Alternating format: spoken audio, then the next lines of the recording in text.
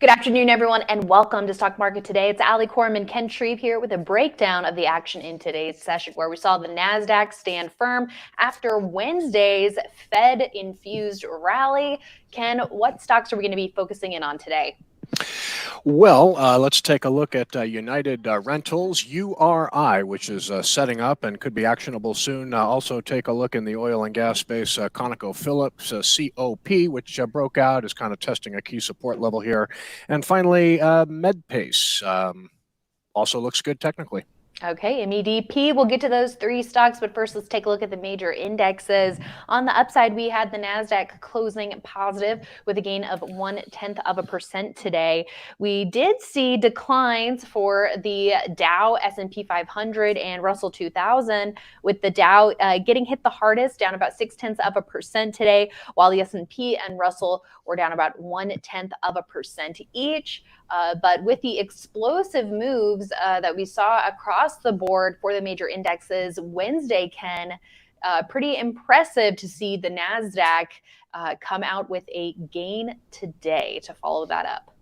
Yeah, no question about it. It was a powerful move yesterday for all three major stock indexes. S&P 500 and Nasdaq did outperform, and even when these indexes were lower, they really did not give up much ground at all today. So this is the strength and support that you want to see after bullish gains on Wednesday. So we know that the market has been in a confirmed uptrend for a little while now, and I think the market is still giving the message that it's okay to increase exposure.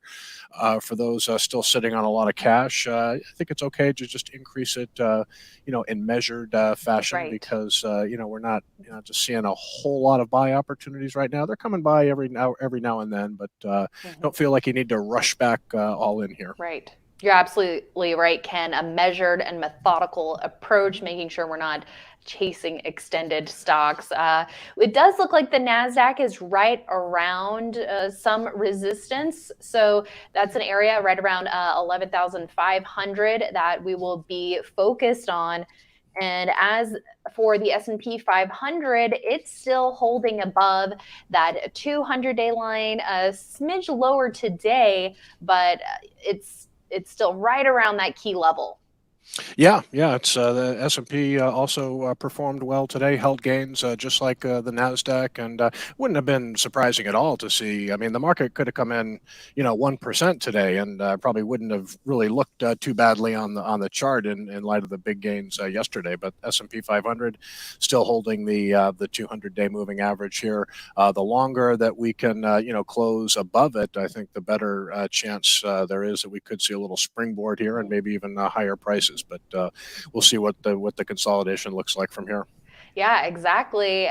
Because tomorrow we'll have to see what that brings. Any catalysts we should be aware of as the week comes to a close with one more trading day left. Yeah, big jobs report tomorrow. That'll be out at 8:30 a.m. Eastern time. We got some market friendly inflation data today with the personal income and spending report. The personal consumption expenditures index month over month actually came in better than expected overall, and the core rate.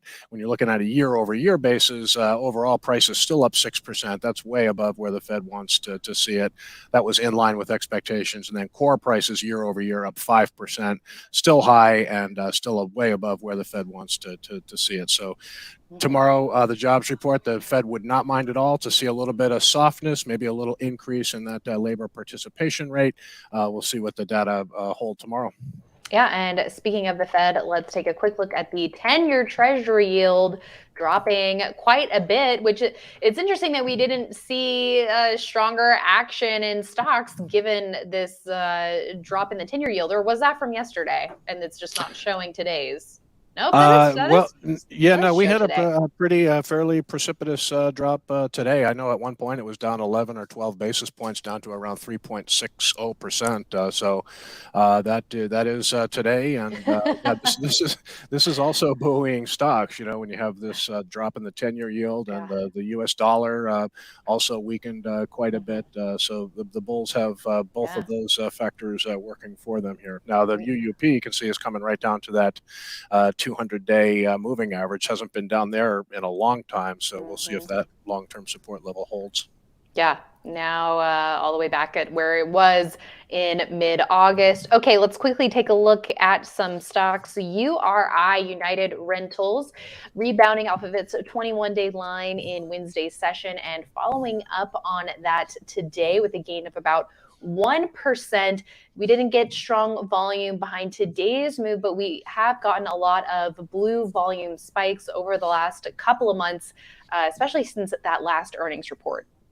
Yeah, if you look at the weekly chart for URI, it's really forming a really big cup with handle base here. So you can see this big long consolidation that the stock is in. But you look over the past 2-3 weeks of trading, there's a little handle forming here, and this is very, very close to an entry point. It's got a good relative strength line. United Rentals has always been known for a good track record of earnings and sales. So this is a good setup and a stock that could benefit if this market uptrend gains traction. Yeah, and it does seem like right around this 360-ish area was where it bumped its head in late March. So a resistance level that we're also seeing here as it forms this handle. So one for the watch list. And now let's take a look at COP, ConocoPhillips. This one pulling back to its 50-day line.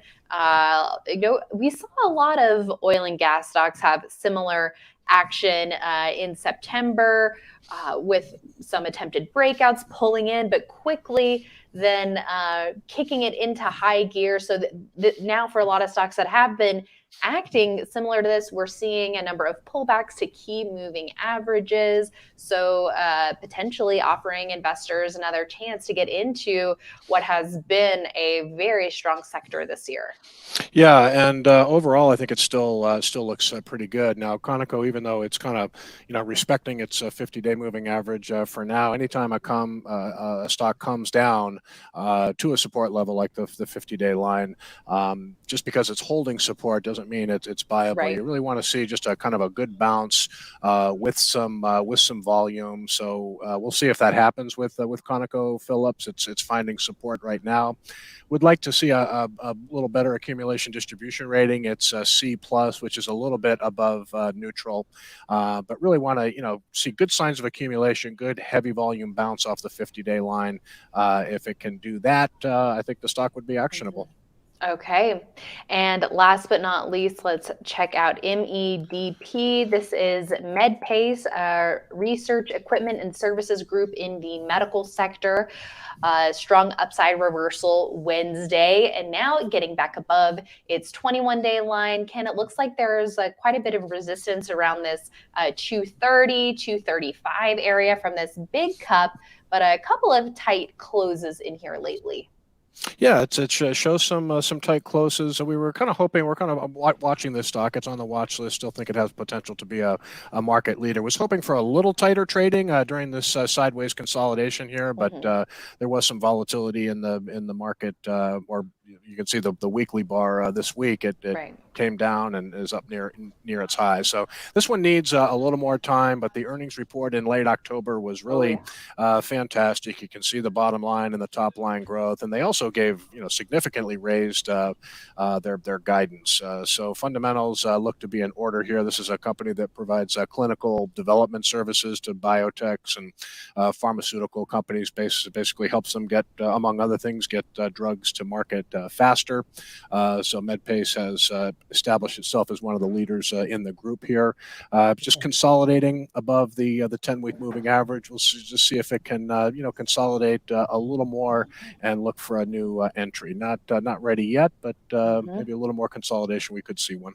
All right. Well, thank you so much, Ken. And coming up in 15 minutes, we have our Swing Trader Scorecard webinar for subscribers and trialists reviewing performance for the month of November. So we hope you join us at swingtrader.investors.com. At the top banner, you will see that webinar join link. So we'll see you then. And we'll also see you tomorrow morning on IBD Live, where we will be joined by options trader Anne Marie Band on the show. Always love her her breakdowns of candlestick price action. It's always fascinating. I always learn something new from her whenever she's on. So join us tomorrow morning on IBD Live, investors.com/IBD Live for that. We'll see you then. Have a good one, everyone.